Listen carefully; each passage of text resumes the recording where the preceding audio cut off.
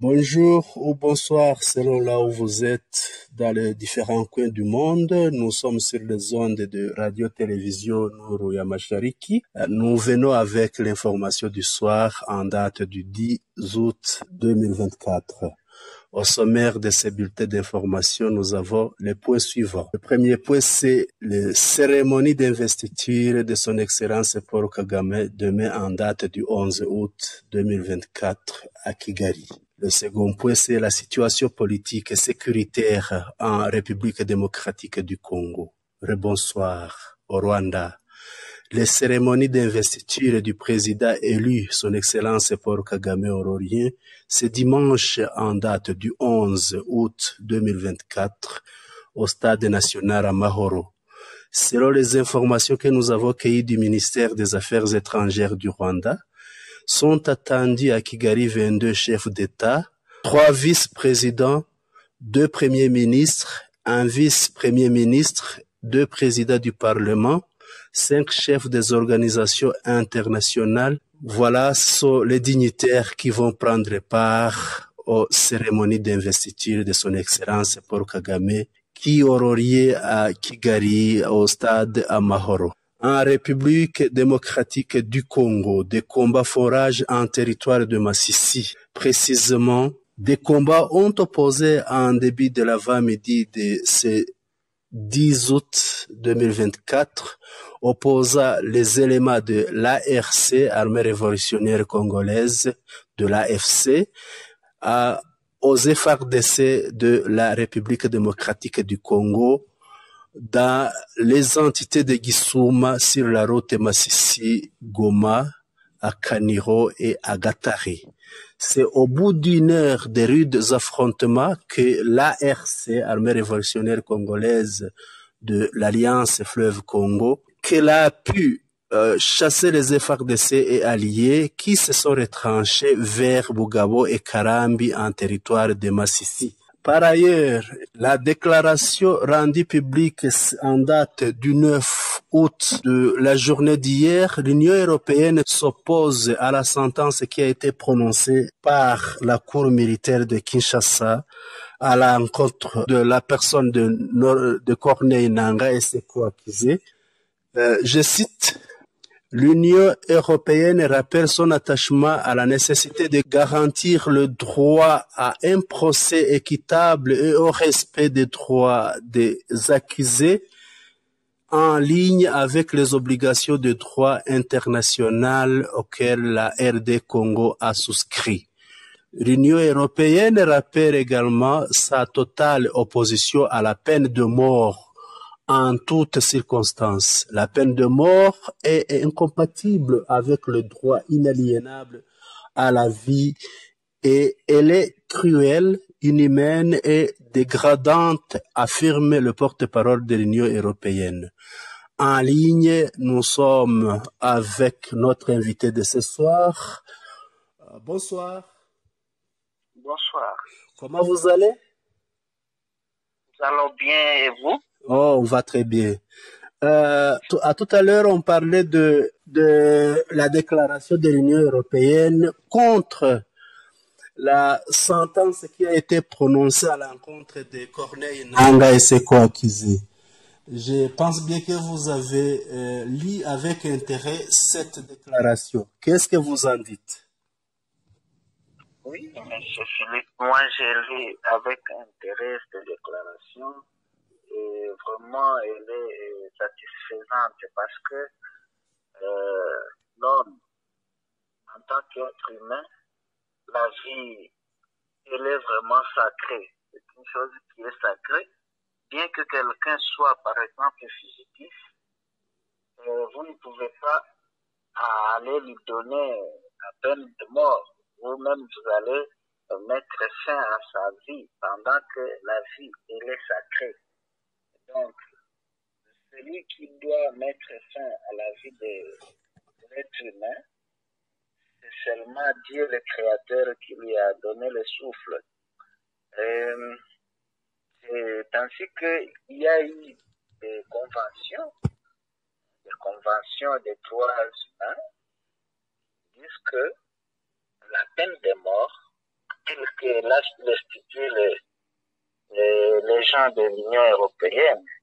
Et si vous donnez la peine de mort, cela veut dire que vous dégradez la dignité humaine, vous êtes contre les droits humains, vous êtes contre les droits fondamentaux ou bien inaliénables à la vie. Oui, d'accord. Pensez-vous que cette déclaration de l'Union européenne à l'encontre de la sentence prononcée par la Cour militaire de Kinshasa donc, aura un impact quelconque sur cette décision qui a été déjà prise par la Cour?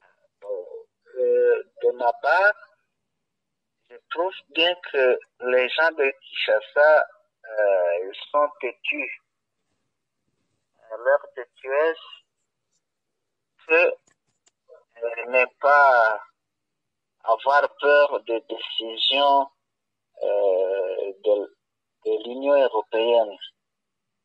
Et parce que ils ont l'habitude aussi d'aller ça et là en train de corrompre même l'opinion internationale. Vous savez que ce n'est pas chose nouvelle que le président Félix Tshisekedi il est allé, il corrompt même la MONUSCO. N'est-ce pas que la MONUSCO c'est une branche de la communauté internationale? Mais si vous voyez que la MONUSCO commence à s'aligner aux côtés des Ouazalendo, s'aligne aux côtés des FDLR, surtout les FDLR que l'opinion internationale elle-même a déjà qualifié de terroristes. Alors, leur force onusienne s'allie à cette force, à ces terroristes qui ont été déjà qualifiés comme terroristes sur le bloc terrestre. Vous voyez que cela vraiment, ça devient la contradiction d'elles-mêmes. Eux-mêmes se contredisent et disent que les FDLR sont des terroristes. Et maintenant, la force onusienne vient travailler à côté des FDLR. Au lieu de les dénoncer, il les appuie. J'abonde dans ce sens parce que je voudrais expliquer que le pouvoir de Kinshasa, il a tout intérêt à corrompre l'opinion internationale. C'est pas pour qu'il puisse se pérenniser sur le pouvoir ou bien, je sais pas, c'est pour les intérêts, n'est-ce pas, que vous savez, le gars, il a des intérêts à être au pouvoir. Et c'est ainsi que il est toutefois où ces déclarations de l'Union européenne peuvent passer sous silence parce qu'ils vont essayer de faire leur faire des cadeaux empoisonnés et enfin ils vont se taire, ne vont pas continuer à suivre et voir l'évolution de leur intervention, si ça a agi ou ça n'a pas agi. Donc le suivi, il reste à vérifier. Mais d'autre part, on peut aussi espérer à l'échec de ces pouvoirs de Kinshasa vis-à-vis à leur sentence, c'est parce que les gens-là qui ont été condamnés, ils ont la chance de ne pas être appréhendés parce que ça, je parle d'un autre côté, ils ont la chance de ne pas être appréhendés parce que si l'opinion internationale comme l'Union européenne commence à critiquer et à passer à l'encontre ou bien ne pas appuyer le pouvoir de Kinshasa qui aurait fait cette cette sentence. Donc, les gens-là ne peuvent pas, le mandat d'arrêt international qui sera lancé, il ne sera pas exécuté parce que l'opinion a déjà compris que c'était pour faire une erreur monumentale qui passe à l'encontre des droits humains et de la dignité humaine. Merci beaucoup. Je pense que vous avez suivi les informations d'aujourd'hui.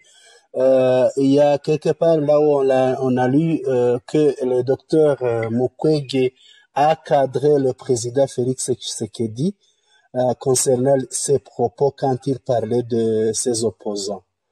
Docteur Mukwege a dit, je cite, « J'ai interdit à monsieur Félix Tshisekedi de citer mon nom dans les bêtises et les ragoûts qu'il raconte. Désormais, si monsieur Félix Tshisekedi veut faire sa comédie, il n'a qu'à citer sa famille et ses voyous de l'IDPS.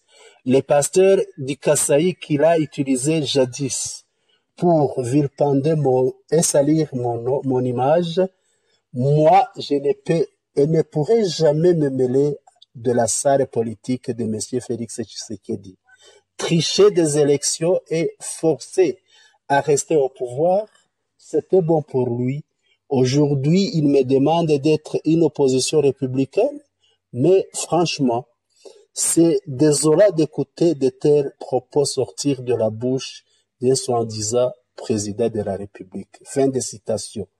Que pensez-vous de ces propos de Denis Mukwege à l'encontre du président Félix Tshisekedi? Oui, Denis Mukwege, il a vraiment raison de dire tout cela parce que vous savez que Denis Mukwege, si nous débutons par une petite histoire, parce que il était candidat président aux élections de 2023, n'est-ce pas? D'accord. Donc, il connaît ce que les parages présidentiels étaient en train de faire, ce qu'il a préparé, comment est-ce ils ont fait pour qu'ils puissent avoir des machines à voter. Des machines à voter, et ils les ont distribuées à n'importe quel candidat dont ils avaient besoin à donner les voix. Donc, il y a eu, je dirais que ces élections ont été, n'ont pas été élections, au contraire, ils se sont autoproclamés. C'est pourquoi, quand il termine sa diction, il dit que un soi-disant président de la République. Vous voyez que ça, c'est un mot qui est très, très lourd. Il faut que les gens comprennent la lourdeur de ce mot-là, soi-disant président de la République. C'est-à-dire que... Il prétend être président et pourtant pas donc. Oui. Et ce propos me rappelle un journaliste français qui lui avait demandé à quel pourcentage il serait président de la République. Ce qu'il a répondu. Bon, donc, j'étais en train de dire que il est soi-disant. Donc, il est président, mais il est illégitime. Il est illégitime. Comme il est illégitime, donc, même ces décisions-là que la Cour est en train de prendre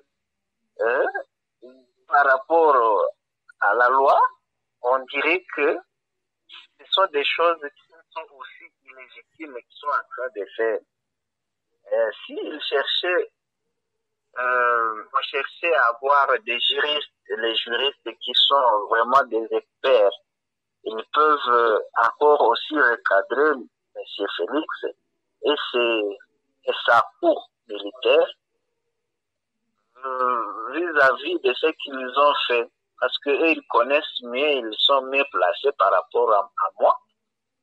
Ils le diraient d'une façon un peu technique et les gens comprendraient ce que cela fait donner. Mukwege, lui, en le disant, et à le recadrer. Il a tellement raison parce que ce qu'il a vu, il est lui-même témoin. Il n'est pas témoin oculaire, mais il est témoin. Il est un témoin qui participe à une chose, on l'appelle comment, je ne sais pas, mais il a été témoin qui réellement, il a vu la situation telle elle s'est déroulée et il est déjà dégoûté. Lui qui l'a déjà vu, nous aussi qui l'avons assisté, nous tous, je parle au nom de tous les Congolais, qui ont vu comment les élections se sont passées, vraiment, chacun connaît que le pouvoir qui est en place est illégitime. Il y a de la comédie. Comme lui, le docteur Mukwege vient de le dire, c'est une comédie qui a été faite. Pourquoi c'est une comédie? Parce qu'on vous donne vous-même la machine, vous entrez dans votre chambre, vous votez, vous imprimez les bulletins de vote, et puis vous allez proclamer que vous avez réussi les élections. Oui, et que ça c'est une comédie. Donc moi je suis de côté de Mukwege qui est en train de dire que c'est un soi-disant président. D'accord, merci. Est-ce que pensez-vous qu'avec une allure pareille où les politiciens qui s'opposent à Tshisekedi commencent à mettre, à divulguer les secrets les secrets des élections qui se sont passées la fois passée, est-ce que pensez-vous qu'il sera facile pour Tshisekedi de trouver des politiciens avec qui il pourra travailler main à main? Oui, il en aura. Il en aura parce que nous avons chez nous avons un problème de, je ne sais pas si c'est la course au pouvoir. Oui. Nous avons le problème de la course au pouvoir, puis deuxièmement, nous avons le problème de la course à la fortune. Or, comme le monsieur là, il a déjà il a toute sa main mise sur toutes les recettes du pays, que ce soit les recettes, que ce soit même les matières premières qui regorgent notre pays. Il peut facilement corrompre les gens et il aura des politiciens qui doivent aller s'agenouiller devant lui pour qu'il puisse gagner de la fortune. Et aussi, ce n'est pas une chose que je suis en train d'imaginer. Ça se fait aussi, ça s'est fait. Vous souviendrez de l'Assemblée nationale. Comment est-ce que il leur a corrompu? Si un député national peut toucher une somme très colossale, des milliers de dollars par mois, en dehors de ça, on lui donne des voitures très chères. Et cela, c'est pour directement, ça nous montre comment est-ce que le monsieur, il est très apte à la corruption. Il est lui-même corrompu et il corrompt toute la colonne des politiciens qui va s'aligner derrière lui. Il n'a pas peur de corrompre les gens qui sont aussi avares, qui veulent être des détracteurs de la population et de la nation congolaise. C'est ainsi que au Congo tout est possible. Il peut y avoir de certains politiciens qui peuvent accepter de s'aligner derrière lui, c'est à condition de leur corrompre et donner de la fortune à n'importe qui que ce soit. Merci, cher invité. Par-là de politiciens corruptibles, vous me rappelez qu'il y a d'autres qui ont déjà refusé la corruption et qui ont opté pour la paix, qui ont érigé un programme Amani Kwetu. Amani Kwetu, c'est quoi en français? Amani Kwetu, c'est la paix chez nous. C'est la paix chez nous. Est-ce que pourriez-vous nous parler du programme Amani Kwetu? Oui, merci.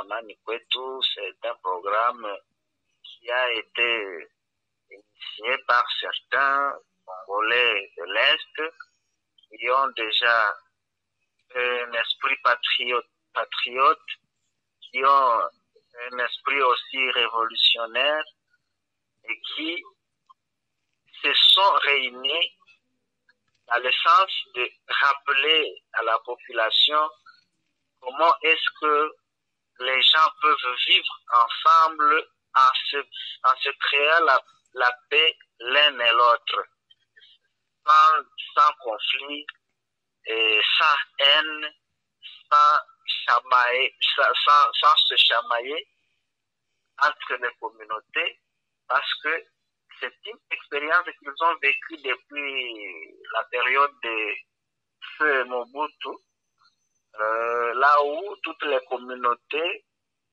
qui résidaient au Nord Kivu, qui résidaient aussi au Congo, au Zaïre, jadis appelé Zaïre, et ils vivaient tous dans l'ambiance de convivialité.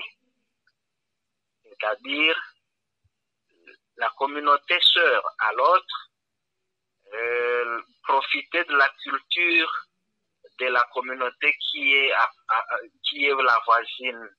Donc, si deux communautés étaient voisines, l'une à l'autre, ils se profitaient des cultures.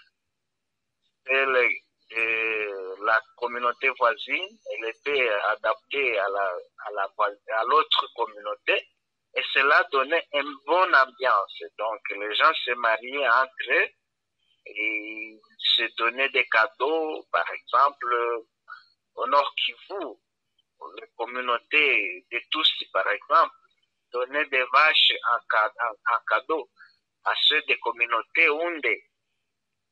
Si vous avez été à Massiste, vous conviendrez avec moi que il y a de certains Houndé qui étaient jadis des chasseurs, mais qui, arrivés à un moment donné, sont devenus des éleveurs, vous voulez dire?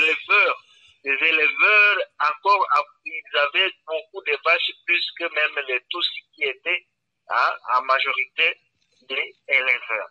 Donc cela veut montrer que la culture entre les communautés sœurs était vraiment quelque chose qui nous montrait que les gens peuvent créer une ambiance de convivialité et la paix régnait à ce moment-là.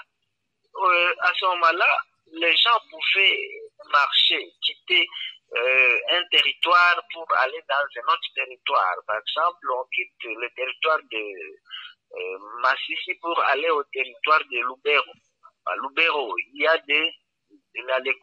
la communauté qui est, c'est surtout la communauté Nandé. Quitter Massissi, par exemple, quelqu'un est de la communauté Hutu congolais, il entre à Lubero, dans la communauté Nandé, il revient. Il revient sans problème. Les gens qui sont là, dans la culture Nandé, il faut l'accueillir très bien, lui donner à manger, lui donner à boire. Même pendant la nuit, les gens marchaient sans craindre qui que ce soit. On ne craignait que les animaux sauvages. Mais aujourd'hui, on ne craint plus l'animal sauvage, mais on craint l'homme qui est son semblable. Quand vous voyez un homme devant vous, vous commencez à vous poser la question, est-ce que celui-là va me laisser vivre? Parce qu'il n'y a plus la paix. Ça, c'est l'image de l'autre qui me fait peur. Oui. Alors, les gens et les révolutionnaires congolais du Kivu, ils ont eu ce groupe-là et ils ont créé pour qu'ils puissent vulgariser ces philosophies qu'il y avait depuis des années à passer pour que ça continue, on revive cette situation-là afin que intervenir dans les domiciles des gens qui habitent le Nord Kivu, toutes les communautés confondues. Et surtout, se basant sur le principe du système sanguin que Dieu a créé. L'Éternel Dieu, en créant l'homme, lui a donné tout le monde le sang qui est non seulement rouge, mais qui a des globules qu'il a regroupés en des groupes sanguins.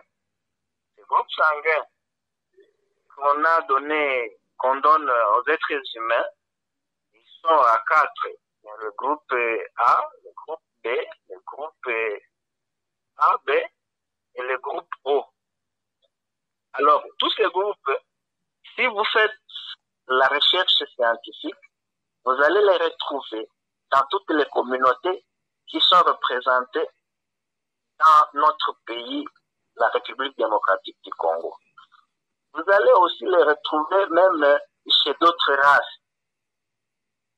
Mais même si ce soit les Chinois, même si ce soit les Indiens, même si ce soit les Américains, tout le monde, seulement ici il est appelé un homme, un être humain, il a le même groupe que les Noirs ou le même groupe que l'Asiatique.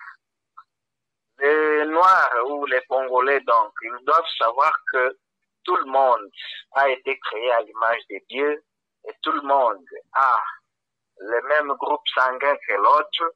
Donc, ils sont des frères qui doivent vivre ensemble et se donner la paix l'un et l'autre. C'est ainsi que Amani Kwetu a été créé et il voudrait à ce qu'il s'implante partout, les messages soient divulgués partout en RDC, surtout en commençant par les territoires qui sont déjà libérés par l'AFC. On demanderait aussi à l'AFC de pouvoir donner à ce groupe-là, à Manikwetu, l'accessibilité ou bien aussi la possibilité de pouvoir entrer dans les coins et les recoins des zones qui ont été libérées pour que la population qui y règne aujourd'hui puisse profiter de ces enseignements.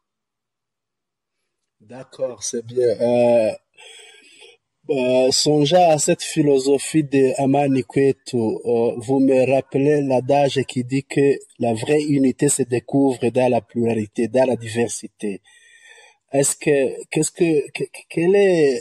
Donner un message de synthèse à la mosaïque ethnique de la RD Congo?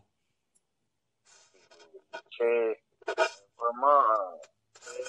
Est-ce que pensez-vous que la diversité ethnique en RD Congo serait une force ou bien une faiblesse? La diversité ethnique au Congo, c'est ça, sa force. Parce que ne vous en faites pas, M. Philippe, si nous sommes dans la diversité, cela veut signifier que moi, je suis un agriculteur. Je vais récolter des produits agricoles que moi j'ai déjà eu. C'est même pas moi qui vais consommer ces produits agricoles. Est-ce que vous avez déjà un peu inspecté ça et vous avez déjà constaté que ce n'est pas moi les bénéficiaires de ces récoltes, moi seul. Ah, c'est tout à fait normal. Si je suis un éleveur, par exemple, ce n'est pas moi seul qui vais consommer le lait des bovins que j'ai. Ce n'est pas moi seul qui vais consommer la viande des bovins que j'ai ou des ovins. C'est plutôt la communauté qui est ma sœur, qui va en profiter. J'en ai besoin. Lui aussi en aura besoin. Lui, s'il est pêcheur, moi aussi j'aurai besoin des produits de sa pêche, donc des poissons.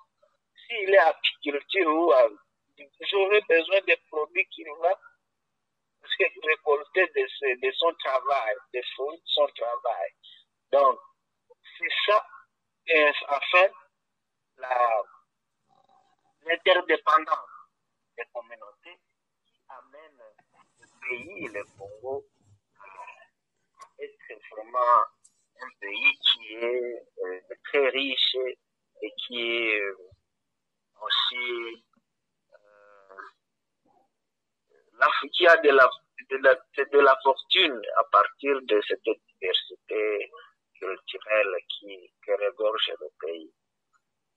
Donc là, c'est aussi une des fortunes que nous devons aussi nous devons acquérir à partir de toutes ces cultures qui sont diversifiées. Même Mobutu l'a dit. Il a dit que tu sois tel ou tel, sens-toi à l'aise, comprends que tu es dans ton pays, le Zaïre. La diversité, elle a été vraiment... Nous avons vu les fruits de la diversité. Nous qui avons vécu les périodes de Mobutu, nous avons vu ces fruits-là. Ce n'est pas une chose que nous sommes en train d'inventer, mais nous l'avons vécu. Merci beaucoup, cher invité. Une dernière petite question. Si vous auriez la chance de rencontrer le président Félix Tshisekedi, quel est le message que vous alliez lui donner? J'avais la chance de le rencontrer. Je pouvais lui dire que être un président, il doit être un visionnaire. Un président, c'est quelqu'un qui doit avoir la vision. Et cette vision ne doit pas être proche, elle doit être une vision lointaine de sa nation. Et former une nation, c'est-à-dire réunir ou rassembler, doit être rassembleur de toutes les communautés, de toutes les tribus, de toutes les langues qui se trouvent dans le pays qui est sous sa juridiction. Donc, un président de la République doit être un rassembleur. Et lui, aujourd'hui, il est en train de diviser les communautés. Alors, même si quelqu'un vraiment aurait besoin du pouvoir ou bien de la fortune d'un pays, il ne doit pas travailler comme lui, celui qui doit diviser les uns pour régner sur les autres. Donc, le principe de diviser pour régner, j'allais lui dire de laisser le principe de diviser pour régner, au contraire, de rassembler et de former une nation. Et c'est là que les gens vont se souvenir de lui. Il va écrire un passage historique dans le Congo. Mais si malheureusement je n'ai pas de chance de le voir pour que je puisse l'envoyer ce message. Mais aussi que cette chaîne YouTube soit partagée partout. Celui qui va avoir l'occasion de le partager jusqu'à atteindre la présidence de la République, il est le bienvenu, qu'il le fasse pour que le président puisse aujourd'hui entendre ma voix et comprendre qu'il doit être l'unificateur, il doit être le pacificateur et non un diviseur, un plus grand commun diviseur. Merci beaucoup, cher invité. Merci pour l'émission de cette soirée. Merci aussi à tous qui nous écoutent. Nous vous remercions beaucoup. Bonne soirée. Je vous remercie aussi. Merci bien.